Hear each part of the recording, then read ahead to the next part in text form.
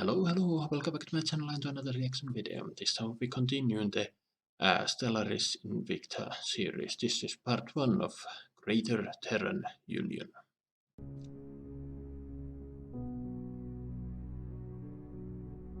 In 2200, after over a decade of automated tests and experiments, the TUS Hawking completed the first manned faster-than-light jump to a distant star system. It arrived in Alpha Centauri over 4.3 light-years from Earth, and in that moment, the destiny of humanity and the Greater Terran Union was made manifest. By the end of the year, the TUS Hawking had become just one of an ever-expanding fleet of ships passing across the boundaries of the solar system and into the unknown. Humanity had learned, at great cost, that they were not alone, and while no evidence of a second invasion by their great enemy was detected, the search for answers as to the nature of the galaxy raised only more questions. Ancient ruins were uncovered on nearby worlds, derelict alien starships discovered, scientific anomalies found, and new forms of primitive life encountered that challenged the Union's greatest minds. In the face of endless mysteries, the Greater Terran Union was not deterred.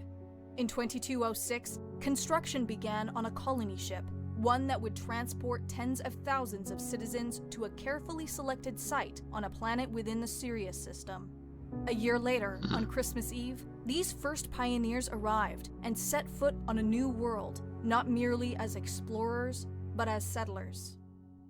Even as all humanity celebrated this tremendous achievement, survey vessels operating on the frontier of explored space began encountering signals that were undeniably alien in origin. After months of chasing sensor ghosts, a ship of unknown origin was finally directly observed by a Union exploratory vessel. Panic swept across the Greater Terran Union, and for the first time, the assorted patrol ships and fast attack craft that constituted the Terran Interstellar Navy were deployed to the frontier.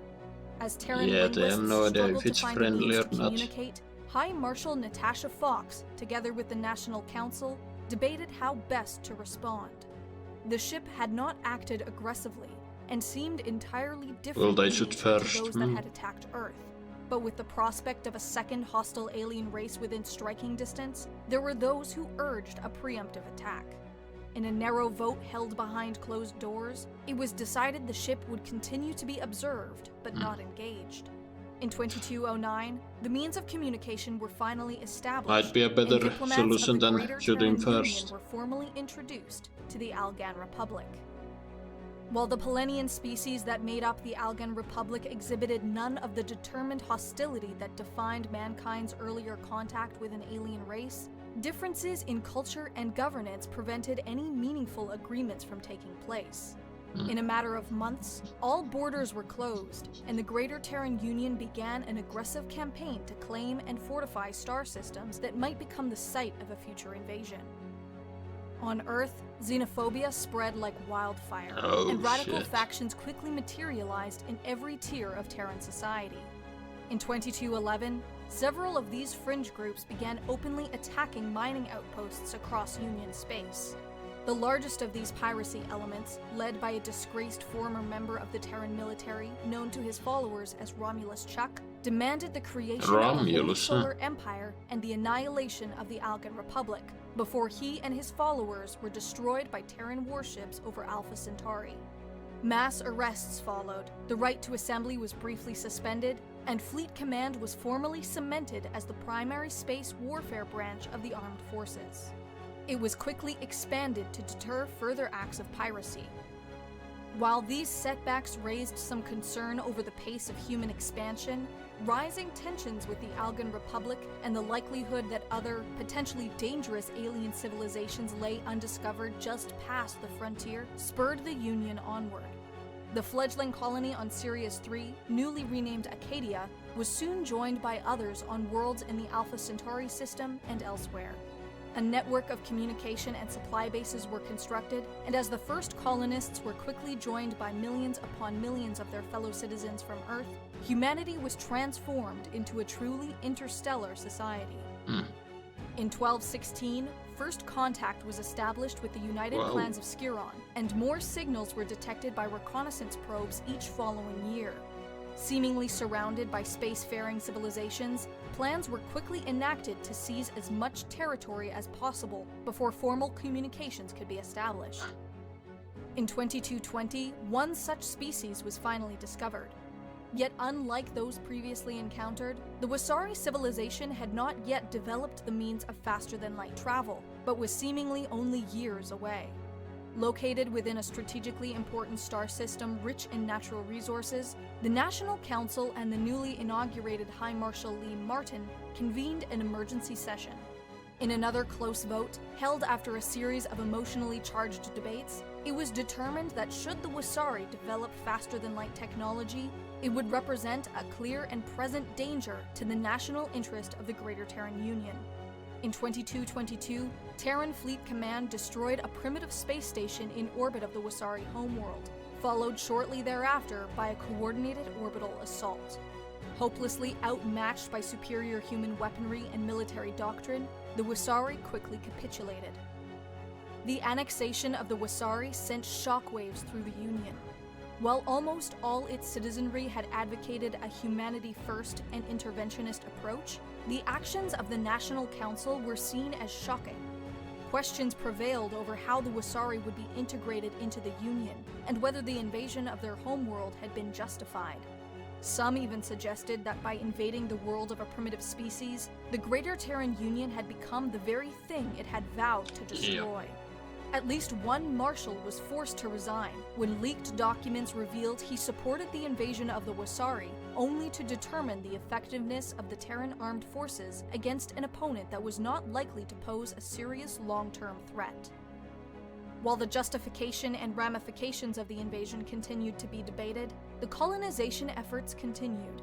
Hundreds of outposts and stations were constructed across dozens of star systems, and every month brought news of new alien contacts and bizarre anomalies.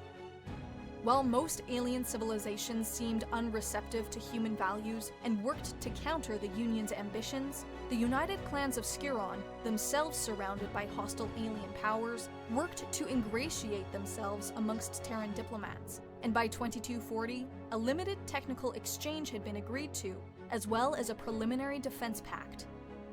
The Greater Terran Union, if not welcomed into some grand galactic community, had, if nothing else, been recognized as an equal of the other powers of the region. The vast emptiness of space that for millennia had challenged humanity to seize it now teems with Terran colonies and stations, alien empires, and ancient mysteries. Yet as even more distant civilizations are contacted and humanity's knowledge of the galaxy extends ever outward, it is a familiar story that is of the greatest concern to High Marshal Lee.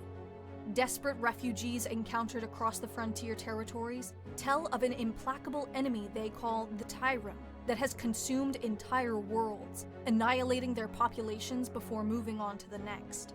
Terran field agents have spent decades traveling across the stars, seeking the origin of these reports, and their findings have finally made it back to Earth. There can be no mistake. The Terran, the great enemy of all mankind, has been found, far too distant for now, but perhaps not for much longer. How they might have traveled to Earth, and what has prevented them from returning, remains unknown. But the answer might be found in one of the strange alien derelicts encountered by the Union, which, for now, remain dormant. Oh, that's a cool shot, seeing the blue giant behind the planet. But yeah, so that was part one, and yeah, continues right where we left off. So humanity has developed faster than light speed travel and has begun rapidly expanding to other galaxies and whatnot.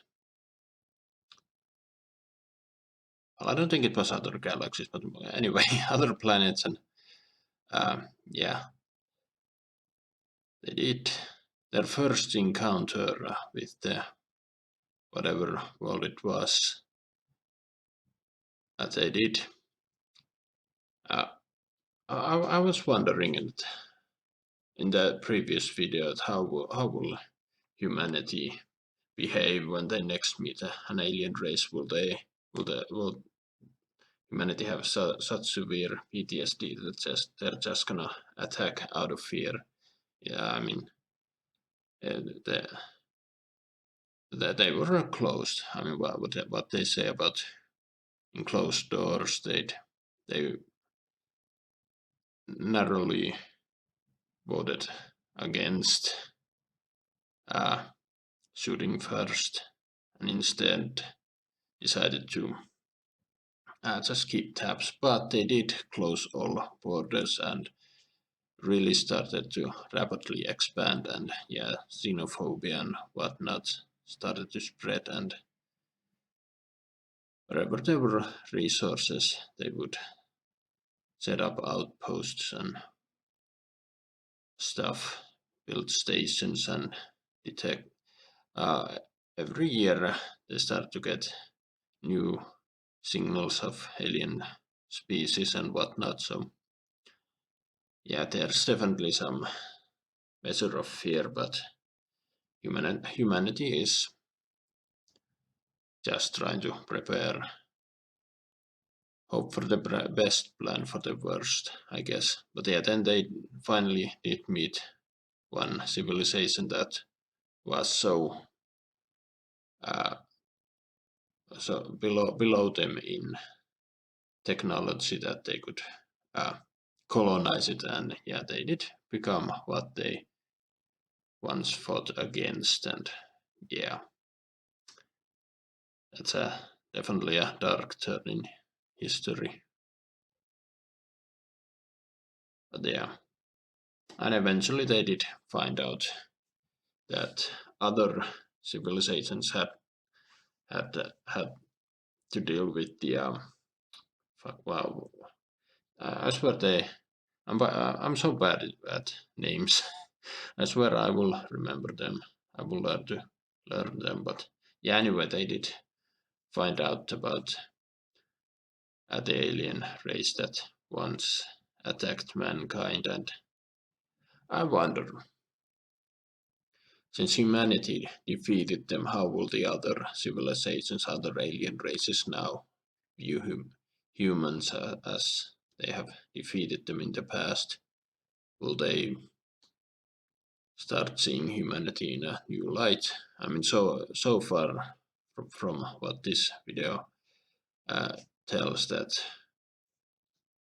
humanity is mostly just scared and kind of a young race traveling through the stars.